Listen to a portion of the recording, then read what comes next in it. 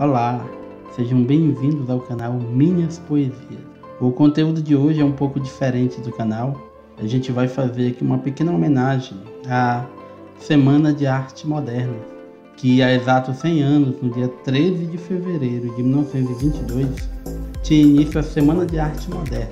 O evento levou ao Teatro Municipal de São Paulo artistas como Mário de Andrade, Oswald de Andrade, Anita Malfatti, Heitor Villa-Lobos e Di Cavalcanti, e tornou-se um símbolo da proposta de modernização da arte brasileira, um dos mais influentes movimentos artísticos do país. Então, o canal Minha Poesia vai ler 12 poemas de autores modernistas brasileiros, que foram aí o pai deste movimento, que trouxeram para a cultura brasileira esse novo, revigoraram a cultura brasileira através dos seus poemas, trazendo a força da expressão nacional para a poesia, se libertando do parnasianismo, daquela rima métrica perfeita, para a gente criar uma poesia, uma literatura, uma arte com a cara nacional. Aí vai surgir o Abapuru e tantas outras obras que a gente vai ver. Mas o nosso nicho aqui é poesia, então eu separei para a gente ler, declamar aqui 12 grandes poemas modernistas brasileiros. E o texto que a gente vai usar aqui para nossa referência é da Carolina Marcelo, que está disponível para quem quiser consultar depois no canal Cultura Genial. Cultura Genial, ok? Esse movimento modernista ele foi importante do ponto de vista de viragem na arte e na literatura internacional, que trouxe a ruptura com tradições, assim como a liberdade temática e formal. No Brasil, o modernismo despontou com a Semana de Arte Moderna em 1922 e representou a busca de uma verdadeira identidade nacional que parecia estar faltando nas produções culturais brasileiras. A corrente artística ditou grandes mudanças no fazer literário e poético, valorizando a linguagem popular e os temas ligados ao cotidiano nacional. Dividido em 3 fases bastante distintas, o modernismo brasileiro gerou alguns dos maiores poetas da nossa literatura. E alguns deles que a gente vai ver aqui e agora. Primeira obra poética, de 1922. Diz assim: estou farto do lirismo comedido, do lirismo bem comportado, do lirismo funcionário público com livro de ponto, expediente, protocolo e manifestação de apreço ao senhor diretor. Estou farto do lirismo que para e vai averiguar no dicionário o cunho vernáculo de um vocábulo. Abaixo os puristas, todas as palavras, sobretudo os barbarismos universais, todas as construções, sobretudo as sintaxes de exceção, todos os ritmos, sobretudo os inumeráveis. Estou farto do lirismo namorador, político, raquítico, sifílitico, de todo lirismo que capitula ao que quer que seja fora de si mesmo. De resto, não é lirismo, será contabilidade, tabela de cossenos, secretário do amante exemplar, com 100 modelos de cartas e as diferentes maneiras de agradar, e graves mulheres e etc. Quero antes o lirismo dos loucos, o lirismo dos bêbados, o lirismo difícil e pungente dos bêbados, o lirismo dos close, de Shakespeare. Não quero saber de lirismo que não é libertação. Esse poema é uma composição de Manuel Bandeira, lida durante a Semana de Arte Moderna de 1922. É uma espécie de arte poética através da qual o artista expõe as suas visões e experiências, reclamando o final de normas, regras e modelos ultrapassados. O poeta tece duras críticas à tradição, demonstrando como ela pode ser aborrecida e limitar a criatividade. Contrariando tudo isso, e em busca daquilo que é novo, Bandeira defende vários princípios do movimento modernista, como a liberdade e a experimentação. Vamos para o segundo poema agora. Moça Linda Bem Tratada, outro poema de 1922. Diz assim: moça linda bem tratada, 3 séculos de família, burra como uma porta, um amor, granfina do despudor, esporte, ignorância e sexo, burro como uma porta, um coió, mulher gordaça filó, de ouro por todos os poros, burra como uma porta, paciência, plutocrata sem consciência, nada porta, terremoto, que a porta de pobre arromba, uma bomba. Poema de Mário de Andrade. O poema é apontado como uma das primeiras composições modernistas da literatura nacional. Moça linda, bem tratada, ele é um retrato satírico da alta roda, da alta sociedade brasileira. Através do humor, o poeta enumera os defeitos da sociedade na qual vivia. Por trás de uma aparência cuidada, a realidade era bastante diferente. Apesar de terem riquezas, costumes e luxos variados, estes indivíduos eram encarados como burros e superficiais. Porém, a última estrofe do poema vai mais longe e afirma que o plutocrata, ou seja, o rico que explora o pobre, pode não ser burro, mas é perigoso. E a gente parte para o terceiro poema, Canto de Regresso à Pátria, poema de 1925. Diz assim: minha terra tem palmeiras, onde gorjeia o mar. Os passarinhos daqui não cantam como os de lá. Minha terra tem mais rosas e quase que mais amores. Minha terra tem mais ouro, minha terra tem mais terra. Ouro, terra, amor e rosas, eu quero tudo de lá. Não permita, Deus, que eu morra sem que volte para lá. Não permita, Deus, que eu morra sem que volte para São Paulo, sem que veja a Rua 15 e o progresso de São Paulo. Composto por Oswald de Andrade, um dos nomes mais célebres do modernismo nacional, Canto de Regresso à Pátria recupera os versos da Canção do Exílio de 1847 de Gonçalves Dias. Aqui o elogio saudoso ao Brasil, feito quase um século antes pelo poeta que estava em Portugal, é adaptado à realidade moderna. Nos versos de Oswald, elogia sua terra, especificando nos versos finais, que se refere à cidade de São Paulo.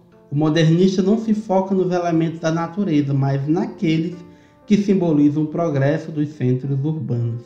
Ele já foca na urbanidade de São Paulo. E o nosso quarto poema, No Meio do Caminho, poema de 1928, diz assim: no meio do caminho tinha uma pedra no meio do caminho, tinha uma pedra. No meio do caminho tinha uma pedra. Nunca me esquecerei desse acontecimento na vida de minhas retinas tão fatigadas. Nunca me esquecerei que no meio do caminho tinha uma pedra. Tinha uma pedra no meio do caminho. No meio do caminho tinha uma pedra.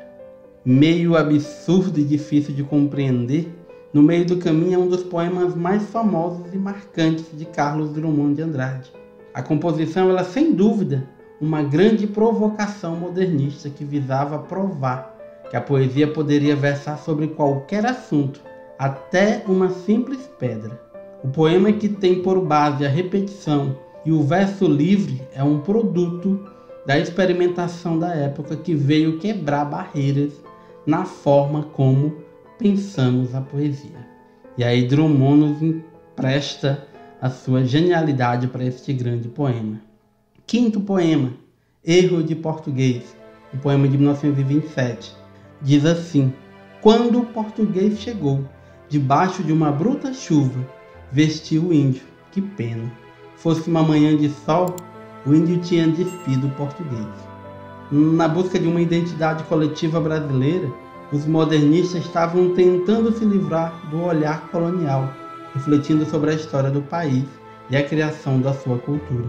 No maravilhoso Erro de Português, Oswald de Andrade vem lembrar os povos indígenas cujas vidas terminaram ou foram alteradas drasticamente pela invasão dos portugueses. Com um tom bem humorado, o modernista repensa esse processo de formação do Brasil e afirma que teria sido bem mais positivo se o colonizador tivesse aprendido com os indígenas em vez de os forçar a adotar os seus costumes e valores. E aí a gente entra no nosso sexto poema, Solidariedade, de 1941.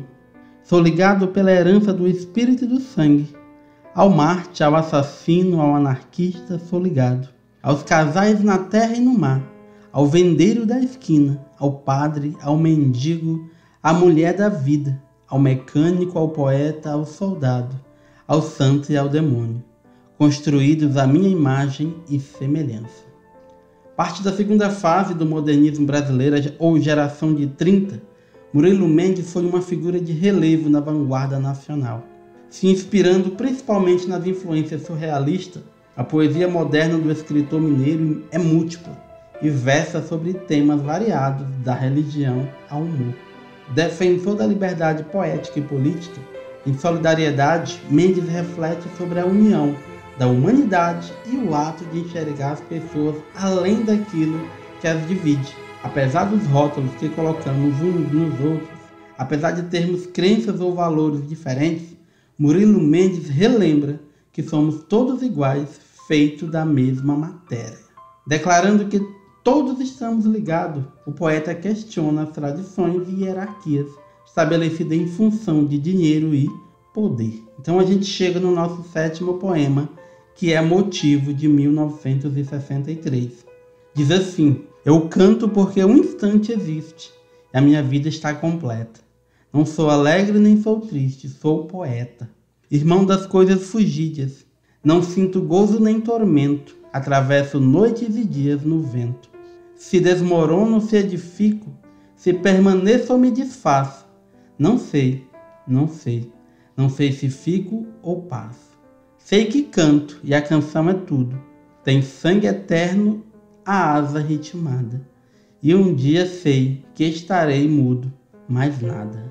Cecília Meirelles foi uma poeta, pintora e educadora que entrou para a história do modernismo brasileiro, pertencendo à segunda fase do movimento.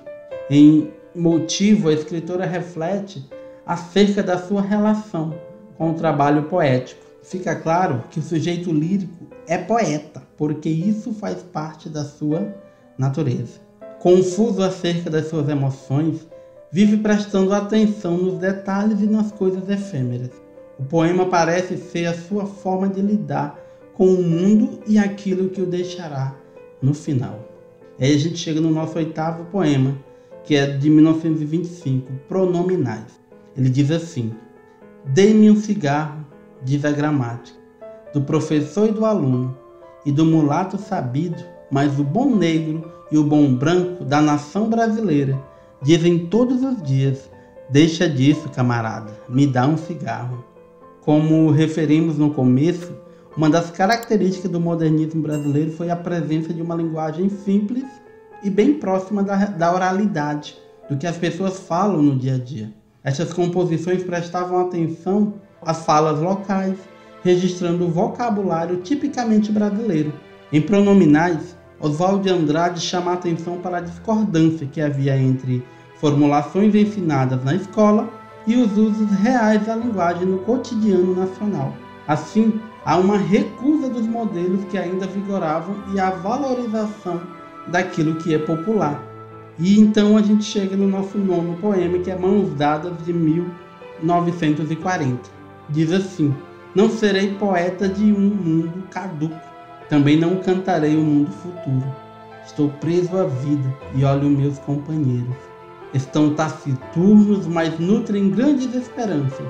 Entre eles, considere a enorme realidade. O presente é tão grande, não nos afastemos muito. Vamos de mão dadas. Não serei o cantor de uma mulher, de uma história, mas direi suspiros ao anoitecer, a paisagem vista na janela. Não distribuirei entorpecentes ou cartas de suicida. Não fugirei para ilhas, nem serei raptado por serafins. O tempo é a minha matéria, o tempo presente, os homens presentes, a vida presente. Enquanto modernista de segunda geração, Carlos Drummond de Andrade ficou conhecido pelo olhar atento às questões sociopolíticas do seu tempo. E esse poema, Em Mãos Dadas, ele recusa a tradição, afirmando que não quer ser um poeta que vive preso no passado, mas também não quer viver no futuro. Nesta composição sublinha a necessidade e a importância de prestar atenção ao tempo presente, ao mundo e às pessoas em redor. O sujeito afirma que ele e seus companheiros estão tristes, mas ainda têm esperanças e precisam acreditar na união, caminhar de mãos dadas. Por tudo isso, ele rejeita os temas comuns e as grandes abstrações na poesia. Ele quer falar daquilo que lhe interessa, do que está vendo e vivendo. Então a gente chega no nosso 10º poema do dia de hoje. O poeta come amendoim, de 1924.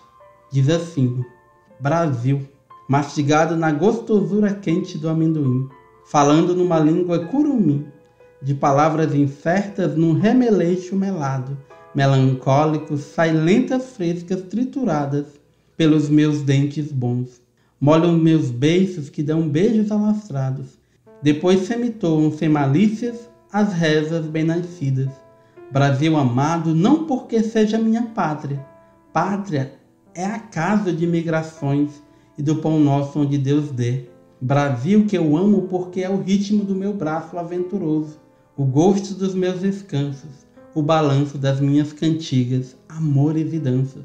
Brasil que eu sou porque é a minha expressão muito engraçada, porque é o meu sentimento pachorrento, porque é o meu jeito de ganhar dinheiro, de comer e de dormir. Por ser extenso, optamos por só apresentar um exceto final deste poema de Mário de Andrade. Nele, o autor relembra a história do Brasil, processo de miscigenação que está na sua base e as inúmeras influências da nossa cultura. Enquanto está comendo amendoim, um ato banal, o sujeito reflete sobre o seu país e a relação que mantém com ele. Analisando essa identidade nacional coletiva, um sentimento de ser brasileiro. Percebe que o seu amor à pátria não surge do pensamento nacionalista. O Brasil faz parte de quem ele é, dos seus gostos, pensamentos e atos do cotidiano. Está impresso na sua natureza, a forma de ver o mundo. E aí a gente vai para o nosso penúltimo poema do dia, A Rua, de 1947. Bem sei que muitas vezes o único remédio é adiar tudo. É adiar a sede, a fome, a viagem, a dívida, o divertimento, o pedido de emprego ou a própria alegria.